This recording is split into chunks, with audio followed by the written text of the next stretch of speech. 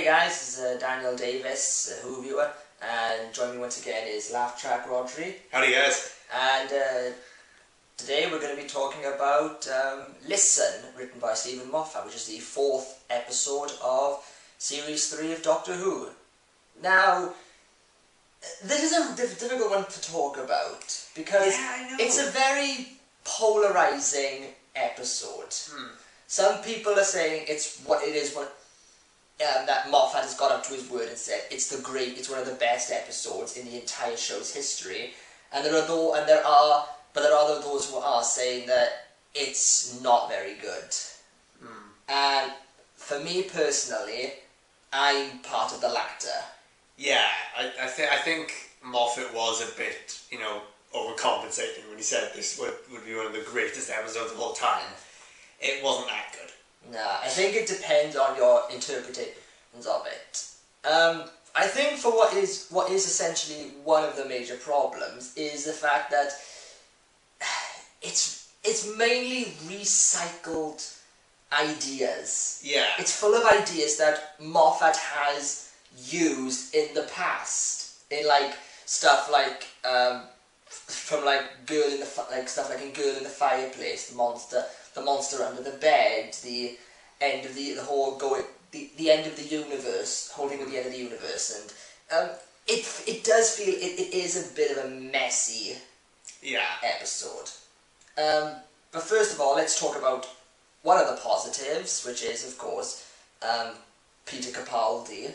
I think Capaldi was brilliant in this. Yeah, I think he really did try to make the best of what he could in this episode. And it really showed off his acting skill. That was one of the good things about the episode. That pre-title sequence. That sequence at the beginning, just before the titles roll in, was really clever. It was really good. Even though there were some bits to point out, like when he was saying, when he was going through the evolution, and he was basically saying, why is there no creature for hiding? Yeah. You just think, what about the silence? Yeah. Because they've got the perfect way of hiding. You forget them the moment you see them, and the Weeping Angels as well. Yeah. They're a similar concept. And like I said, it's a trait, it's a story trick that Moffat has used before, but he has forgotten. Yeah, the kind of similarities to certain things. Yeah. Yeah, it's one of those glaring things where you just think it's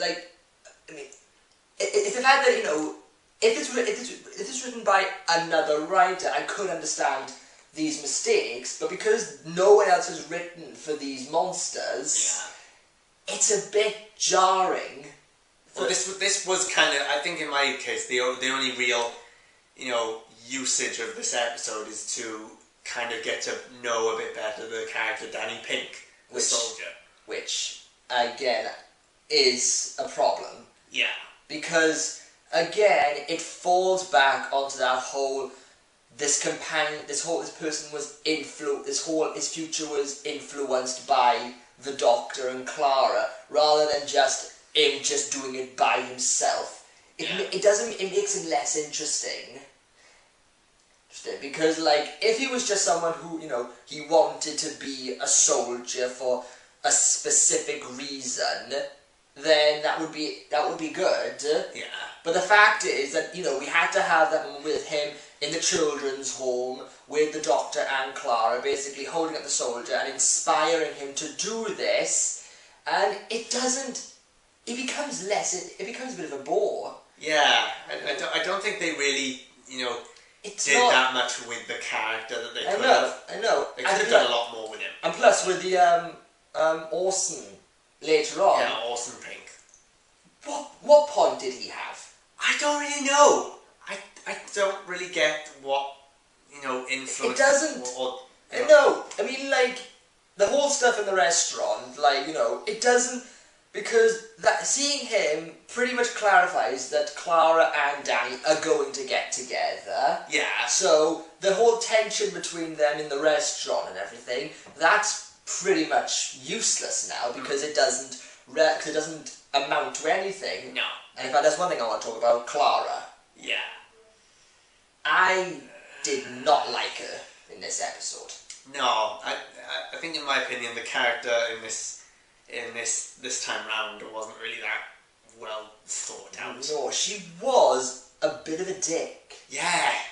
I mean, the whole thing about the whole moment in the restaurant where she was basically talking about that student and basically saying, "Oh, I could have killed that student. That would have been all right for you."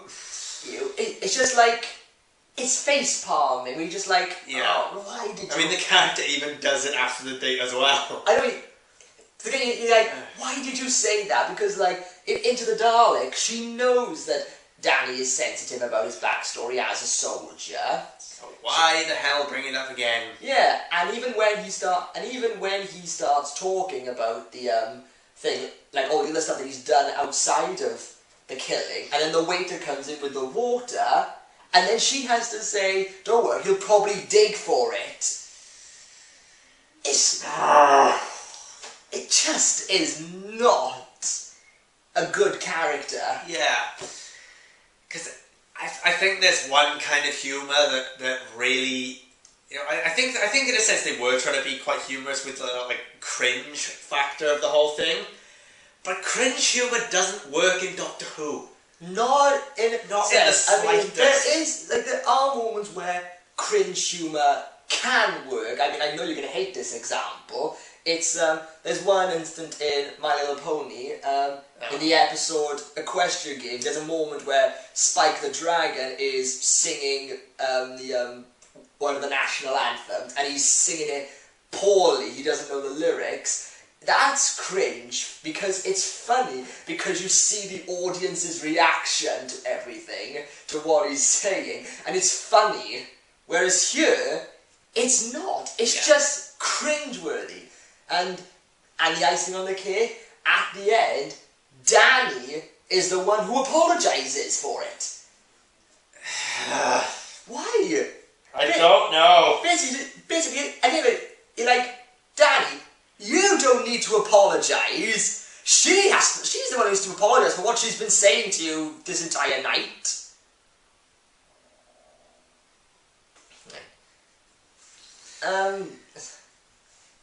I mean, there were some moments where you just think it's really odd. I mean, like, where after she's come back to the restaurant, and you have that moment with the man in the space, where Orson comes in wearing that orange space suit, which has been used in God knows how many stories. Yeah. Why does nobody bat an eyelid? I don't know. You would think in a busy restaurant in the middle of, I'm assuming it's London. Yeah. Someone would notice that. Yeah, she just someone other than her.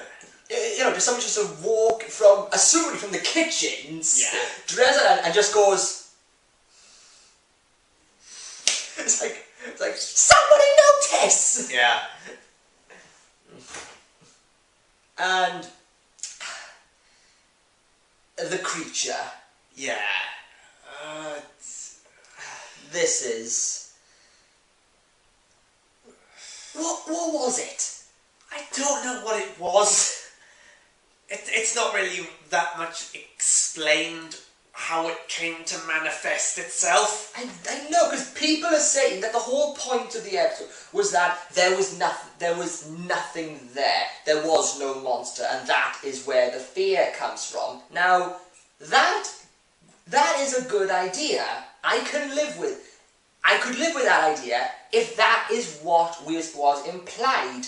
But it wasn't. No, again, in that scene with the in the TARDIS, with the chalk, when the Doctor puts the chalk down, and he says that moment of saying like, "Where are you?" in the TARDIS, and he turns around and the chalk is gone, and then it rolls under the table, and "Listen" is written on the chalkboard. Now, how did that happen? Because there was no moment where there was like a gap in time where something could have happened. Yeah. And The scene in the children's... Yeah, in the children's home. If there was nothing that was actually there, what was that whole deal with the children's home scene? I know. What was under that blanket there? I know, because people... Because clearly something was there. There wasn't You there. can't say something wasn't there. Something was there. Yeah, I know. You can actually see a moment when the bed comes down. Yeah. The bed comes down, and you actually see that stuff. That thing hiding underneath the... Yeah, I know. And people were saying, like, oh, you know, it probably was just somebody playing a joke. Well, I could believe that. If they actually revealed that it was clearly someone under the blanket. Yeah. They should have revealed that. I know. And even then, there was something under there, because in that moment, even though it's blurred, you can clearly see that there is something behind Clara. Yeah. For a split second, there is something there. So it's not as if, you know, the whole fear of nothing being there is justified, because there clearly was. Yeah. And the stuff, and that scene in The End of the Universe. Yeah. We actually hear the banging and the doors opening. There clearly is something there. Even though when people were saying that there was nothing there, the characters' reactions, like when that door opened, you see Capaldi just goes, there clearly is something there. Yeah. So then we get to the end of the episode where we get that moment where they go back, it's revealed that Clara has again been influencing the Doctor throughout his entire life. I didn't like that. It just... I got no words for that, really. I know, I mean, again, a lot of people... I don't know, I mean, again, I don't like the idea that, again, like in Name of the Doctor, it's made clear that Clara has been shaping the Doctor's life, like she is the most important person in the Doctor's life, and to now just to say that she's been doing it ever since he was a child. She's the one who pretty much gave him the inspiration to the strength to that farm and to join the academy, and to pretty much and to subconsciously be the one to give him that message about fear that he says to Rupert Pink back in the children's orphanage. It just feels really tacked on. I know. And again, for a lot of people don't like the scene because for them it kind of goes against their form of continuity, which because it's sort of they sort of feel the impression that, you know, in that scene we see the Doctor's parents or assuming guardians. Yeah. Whereas a lot of fans, and even I just felt like I don't like the idea because it goes against continuity that was explained in the novel, in the 7th Doctor novel, Lungbarrow, which pretty much explains that Time Lords or Gallifreyans they don't reproduce like humans do. They don't have set parents. They're all genetically created from these devices called looms. So they're not. So they don't have like brothers or sisters. They don't have mothers or fathers. They're all essentially all cousins. And for this episode to pretty much say that, you know, that these people could be the Doctor's relatives, even though it just doesn't fit into what people's form of continuity. Yeah. Continuity. Frankly, I really don't have anything else to say about this episode. It was just... I think this is actually shorter than... Yeah, this one's even shorter. I know, even I was sort of thinking that this one would be longer. Yeah. Because of how much to talk about, even though a lot of it doesn't make any sense. Yeah, except you don't really want to say anything about it. You just want to kind of like... No. Push it away. Yeah, I know, because it's one of those episodes where the more you watch it, the more the plot holes become obvious. Yeah. You notice the repetition, and you notice the lazy writing. Yep, definitely. So, the rating is going to be a little bit on the harsh side, did you think? Yes. For you? For me, I frankly would give it a 3. I'm going to go that low. The only reason why it's got a 3, I think, in my opinion, is because of Capaldi. He's the only, good thing. He at least tries. He at least tries to make good of what bad writing and, bad directing, in the sense that this episode has. Yeah. And for you? I give it a 3.5, because it's mostly disappointing, because I thought we had moved on from what we had from Series 6 Part 2 through Series 7, which was, I thought Moffat had learned his lesson. I thought after Name of the Doctor and Day of the Doctor, I thought we had moved on from that period where if there's an episode written by Stephen Moffat, we go in cautiously. Yeah. I thought we'd passed that, but with this one, we've gone back to it.